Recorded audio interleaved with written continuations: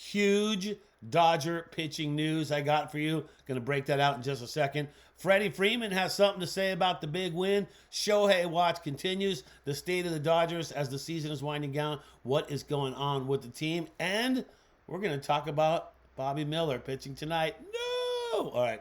None of that. Let's get back into what's going on here in Dodger Digest. Huge Dodger pitching news. Yamamoto making up for lost time. Oh! Look, doesn't it feel good? Doesn't it just give you warm and fuzzies that the Dodgers have done something wise, pitching wise?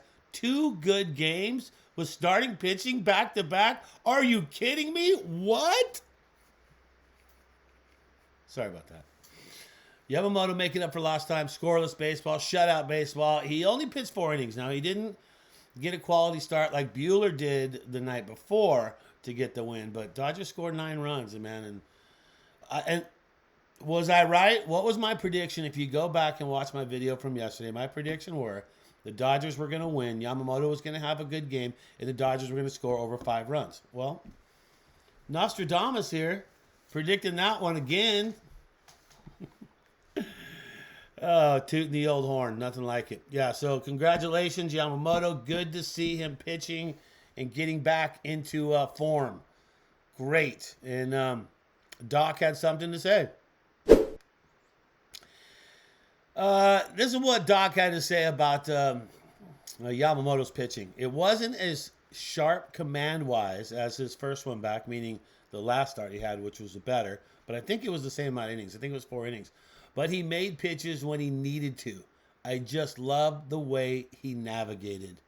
And look at Doc with a smile on his face, all happy about that. And he should be. He's had some serious bad news with starting pitching. And to have Yamamoto step up and do that. And you saw it. He got into trouble a couple times. I think there was 1 out with bases loaded or something like that. And he was able to battle back.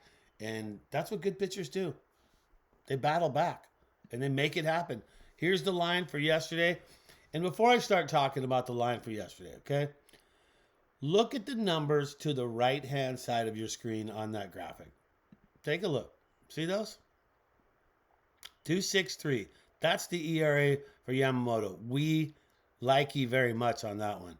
Phillips, he got shell-shocked the other day, right? You got to throw him back in. You got to throw him back in the fire because you can't just let him sit and stew over that shell-shocking he got. But look at that, 3.78 his ERA. He's lowered it, pitched 1 inning, scoreless, nicely done. No hits, nada. Trinan got a strikeout in there, pitched a full inning. Look at his ERA, getting down towards the 1s. 2.16, nice. Hudson comes in, okay? We're happy he came in. Got the K, full inning, 2.48 his ERA. Honeywell, 2 full innings. And pitched quite well, 2.76 ERA. So look at those ERAs right there. Just take a look, see. Right? All in the 2s. 4 in the 2s, 1 in the 3. And that is what we like to see. And I didn't mean to rhyme like that, but it just kind of worked out that way. All right, let's talk about 5 Fab Freddy. He had something to say about the win yesterday. We don't always see Freddie Freeman standing up and saying stuff. So it's always good when Freeman pops off. And I love what he said here. When you start off a 4-game set in a series like towards the end of the year, you want to play well. To lose the first 2, and especially the heartbreaker, the way they lost, I added heartbreaker there. The second one, in that fashion, to come back and respond these last 2 games, that was big for the team. And I said that before the win, the first win of these, after we lost the 2 games, I said, hey, look, baseball, you got to have a short memory, all right? You got to have a short memory. You lose 2 out of a 4-game series, which to a quality team, you've got to come back and win 2. And that's exactly what the Dodgers did in Atlanta. And I don't know if you saw the game. I was watching the game, and I was just wondering why was it so quiet? That's a playoff contention team. I don't think... That's not good. They were very, very quiet. I mean, that's good for us. Don't get me wrong. But, I mean, you could hear a conversation in that stadium. And the place was sold out. That was just absolutely crazy. So, 5 Fab Freddy, he was dealing with it. He was loving it. All right. Bad news, of course, the whole Barnes thing. Losing Barnes for the rest of the season. Now, Doc does say that Barnes could come back for postseason, or most likely will come back for postseason. But Fiducia has been called up to replace Barnes as the backup catcher to Will Smith. And he's the mystery dude. We have no idea what he's capable of doing. We really don't. There's his numbers for this year. He's only had 3 at-bats. And I think it was his first at-bat. Was it hit? I don't know. It was. And then didn't get anything on the other 2 at-bats. But look, he's batting .333 with 3 at-bats. Okay? So he's the mystery dude.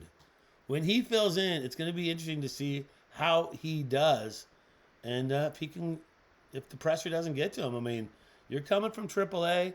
You're on a team that's supposed to win the World Series, on a team that's going to the playoffs. So, Montebucia, the call up for him. Barnes goes on the 10-day IL list, so the injured list. So, that's it for him right now. And we not very happy to see that happen to Barnes, but then it gives the young guys an opportunity. It's time once again. You ready? The quest for MLB's first 50-50 season Shohei watch continuing here on Dodger Digest. And we are going to get right into. Well, I said it, man. I'm going to bring it back up again. You got to hit the home runs, all right? I said the stolen bases, you have more chances to get stolen bases because if you walk, you have a chance to get a stolen base. If you get a single, you have a chance to get a stolen base. If you get a double, you have a chance to get a stolen base. If you get hit by a pitch and get to first place, you have a chance for a stolen base. So there's many more opportunities for a stolen base than there is a home run. So I've been saying, since everyone's been hyped on Ohtani, I've been saying, look, he's got to take care of the home runs quickly. Because if you don't take care of the home runs, you're not going to get to the 50 mark because teams are going to stop pitching to you. Nobody wants to be the dude to give up the 50th home run and go down as history as that guy who gave up the 50th home run to the record season of Shohei. And the pace he was on, look at the pace now, 50. It was at 51 for a while, but he's gone a few games and he's done great, but he's not gotten a stolen base. Almost got one last night, but Mookie fouled it off. Almost that would have been a stolen base. That would have put him at the 49 mark. But look, 3 home runs he needs, 2 more stolen bases he needs, and we're only talking 12 games left. What's your thoughts? Is he going to do it? I want to hear that in the comments. Is Ohtani going to make it to the 50-50 mark? The pace says 50-51. I feel like there's a chance he's going to come up short. And I'm not doing this to put a big turd in the middle of everything. I think we're running out of time with him. And 12 games left. It would be really nice if he could hit a home run here tonight. All right, that would be a very big thing. So Shohei watch. And what's going on with the Dodgers right now? The state of the Dodgers: 89 wins, 61 losses. As I said, 12 left. You got 6 road games left, 6 home games left. So 6-6. All right, 6 against Colorado. So 6 happier games are against a crappy-ass team that's in last place. And I'm sorry if you're a Rockies fan, okay? I'm sorry. I'm sorry in more ways, not just this season, but I'm sorry you're a Rockies fan. No, but if you got 6 games against a last-place team, man, you need to go 5 wins out of those 6 for sure. You can give up 1, but you need to go 5. So 6 against Colorado. Then you got 3 against Miami starting right now. Miami, another last-place team. That's a team that you got to win to. You should win 2 of 3 of that for sure. And then you got 3 against the Padres in this mix too as well. You don't end with 3 against the Padres, but 3 games against the Padres. Just think about that for a second. You done? All right. So the deal with the Pods is this. They own the tiebreaker with us this year. So if we go to the end of the season and we're tied with the Padres, they win the pennant. They're the ones who win the division. They win it. We don't win it. They win it. And that's not what we want. So we got to keep that in mind with the Padres, and they're staying close. Take a look right now. Look at the numbers right there. There we are, 89-61. There they are, 86-65. Arizona's fading. I like to see that. 6 games back, that's good with 12 left. They would need to just basically win out of the season. Padres are playing good baseball, though. We cannot stress that enough. So, take a look at the numbers. Do the math with me here. 3.5 games the Padres are back from the Dodgers, okay? We have 3 against them. There's only 6 games left in the season when we go against them for the 3. So we need to keep that distance ahead of the Pods. So that's why right now, 3 against Miami, a last place team right now, 3 in a row against Miami, you've got to take care of business right now. Because the Padres are looking for any opportunity, leave that door open and just slide a foot in there. And we don't want that. All right. So that's how that's looking right there. Let's talk about the schedule the rest of the way. There it is. Wow. You see what I'm talking about? 3 against Miami starting tonight. That's 3 in a row against Miami. You got to take care of business. You got to do 2 out of 3 there. All right? Hey, if you sweep him, good on you on that one. But that's going to be tough. Then you got 3 against Colorado because you go back home.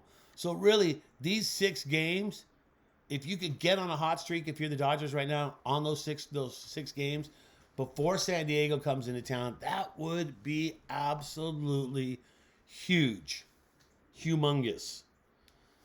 But talking about going against Miami tonight, that's going to be a tough one. We've had 2 great nights on the mound. Yamamoto last night. Buehler the night before. After all the bad news we've had with pitching, we get 2 shining spots. And then what do we got tonight?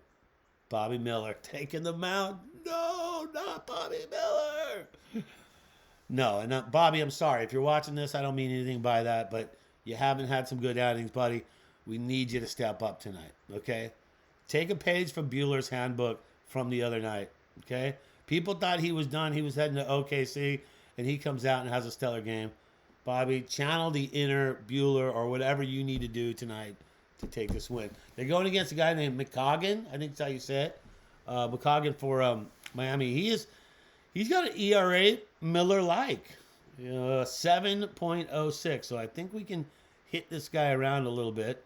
Miller's ERA is 8.17. So I want everyone to send out the positive vibes for Bobby Miller to pitch well tonight. We can use it. Hey, hit the subscribe button. Love for you to subscribe. We've already hit over the 700 mark. We've been doing this for less than 2 months, and we're already at 706 by the time I'm doing this video. 104 videos we've cut. Mike Nelson and myself, we're giving you 2 videos a day, breaking down the latest content of the Los Angeles Dodgers. Happens to be my favorite team in the whole entire world, and breaking it down for you. So there you go. Hit the sub button. Subscribe today to Dodgers Digest. That's going to do it, Dodgers Digest. And remember what I always say. Think blue. See ya.